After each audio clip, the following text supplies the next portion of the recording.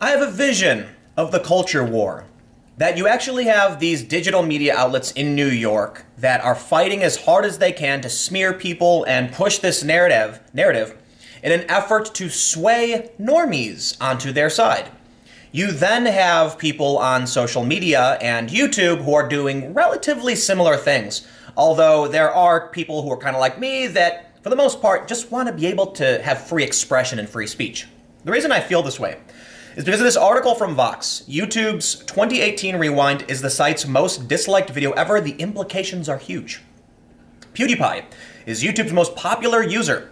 He doesn't appear in the video, and his followers are waging a war in his name. Here is what is at stake. Now, the reason why I feel the way I just explained is that PewDiePie has something like, I don't know what, 76 million subscribers at this point. He's beating T-Series. Because regular people who use YouTube don't care about the culture war. They like PewDiePie, they'll watch his videos, and I'll tell you what else happens.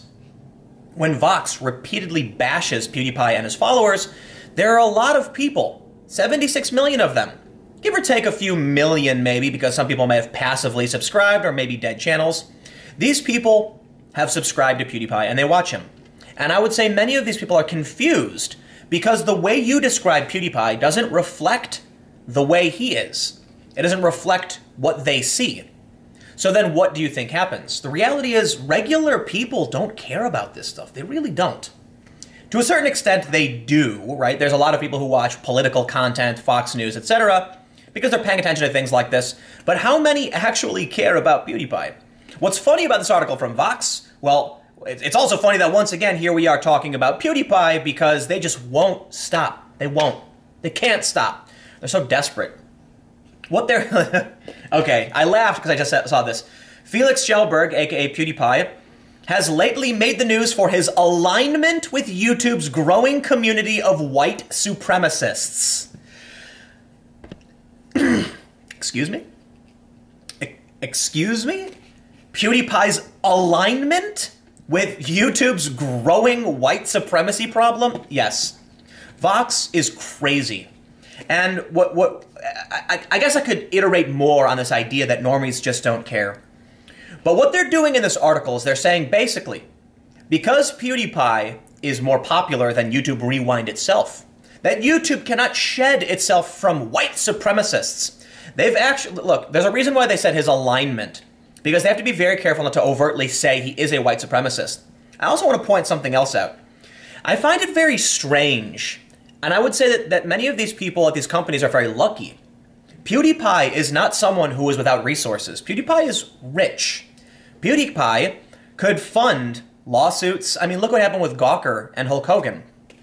Peter Thiel, substantially wealthier than PewDiePie, but still, PewDiePie is not a man without resource.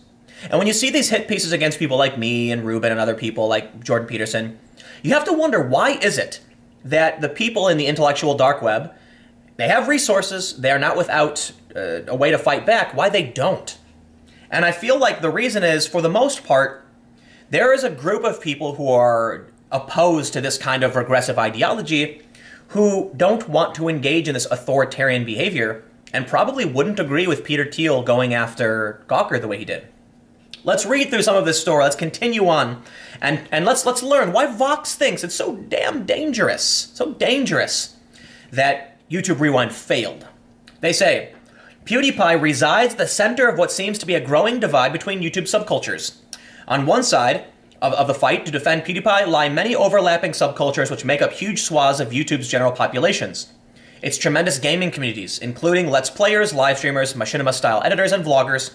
Its prank cultures and their overlap with stunt personalities like Jake and Logan Paul. And its increasingly insidious alt-right presence. Yes, you've heard it straight from VOX. Gamers, Let's Players, live streamers, Jake and Logan Paul prank culture have united with the alt-right. The culture war has escalated to this extreme degree, when in reality, I'll tell you what's actually going on. People don't like you. They don't like you, VOX. Gamers, prankers, machinima editors, whatever you want to call them, Jake and Logan Paul, Log Gang, whatever it is, normies. They're not in this. They would rather watch PewDiePie because he's a funny meme dude. And they're also willing to forgive. Whereas this fringe regressive religion that has indoctrinated the people at VOX and other companies don't seem to understand they are the weirdos. Now, don't get me wrong. Terrifyingly, these people are convincing mainstream politicians and companies to abide by their rules. The people who run tech companies are also part of this freaky religion. Regular people aren't. So there's hope. There's hope the regular people are just going to be like, yeah, we don't really care what fringe ideologies you hold. We don't. Though they will try. They will certainly try to smear. Though he's known primarily within the gaming community, not true. PewDiePie has fingers in all of these pies, oh my stars and garters, and thus frequently unites them into a loosely affiliated group of YouTubers known for their irreverence, love of trolling and irony, and commitment to doubling down hard on jokes and memes. It's no surprise that with all this in common, members of the more innocent subcultures within the group are primed for gradual induction into the alt-right's world of online extremism. How about we reframe this and put it quite simply? VOX is a fringe group of weirdos, and all of these communities on YouTube in which they watch PewDiePie are normal people. Yes, there are some bad people within this, but I have to point something out. If there is a room full of people that ranges from gamers to the alt-right, whatever, and standing outside of that room looking in is you are the weirdo, okay? It's you, not the people in the room who are part of the larger society. You are.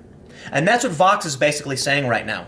Now they're looking at YouTube, they're looking at 76 million people and saying they've all united. What's going on? What's going on is you're the person who's not involved anymore. I would say that these people are pushing themselves further and further into this weird bubble.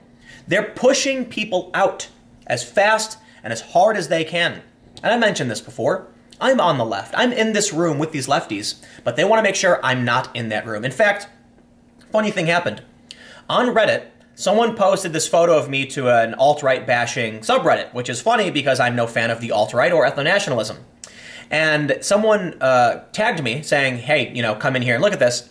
And I said something to the effect of like, that's really funny. Like, I don't like these people either.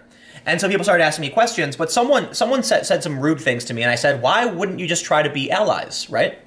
If I don't like ethno-nationalists, and you don't like ethno-nationalists, why can't we come together and agree on that point? And they said, because the alt-right likes you, they will tolerate you and use you to their advantage. Okay, well, I don't like ethno-nationalism.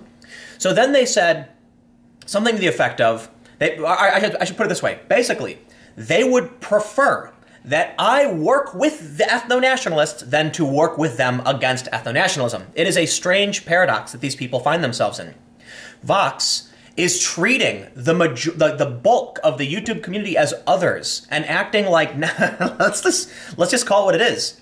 When you say Jake and Logan Paul, vloggers, gamers, let's players are united with the alt-right, you've really, really jumped the shark. And let's not forget, in this article, they say that Lacey Green, yes, intersectional feminist Lacey Green, they accuse her of being the recently red-pilled. In trying to smear PewDiePie as alt-right, they lump famed feminist Lacey Green in with the lot of them. Basically, what they're trying to say here, and they definitely try to accuse PewDiePie of being racist for fighting with T-Series, is they're trying to claim that YouTube's Rewind is an attempt at resisting this weird fringeness, when in reality that's not the case. It's really funny here. They highlight these tweets where because PewDiePie is, up against T-Series, it must be a race issue. And they're saying now that because there are comments from people who don't like Indians, this is clearly PewDiePie rallying a large group of the internet against Indian people. What I see when I see this from VOX is I see conspiracy theory, what blows my mind?